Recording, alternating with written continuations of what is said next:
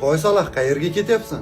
Qayergaligini bilmayman, lekin ketishga qaror qildim. Lekin biz sen bilan bunga kelishmagandik-ku. Axir sen o'sha fantastik trioning oxirgi vakili bo'lsang, bu Lubamyefildning shahzodasi. Hozir bilasanmi, bu ketishing bilan You'll Never Walk Alone madhiyasiga xiyonat qilyapsan. Kechir do'stim. Hayot doim biz o'ylagandek bo'lavermas ekan.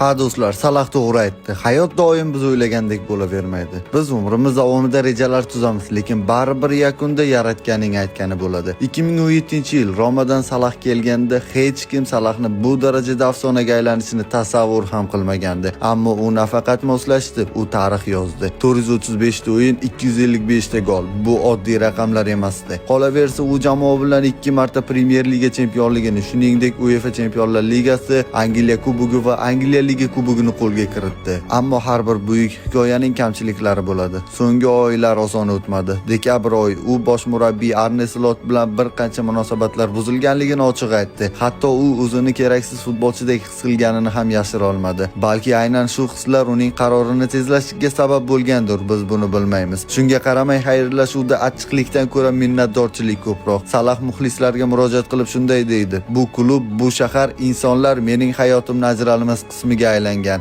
Sizlar sabab men hech qachon yolg'iz bo'lmayman", dedi u. Ha, u ketmoqda, ammo uning nomi, gollari va Enfielddagi sehrli kechalari Merseyside'da abadiy qoladi.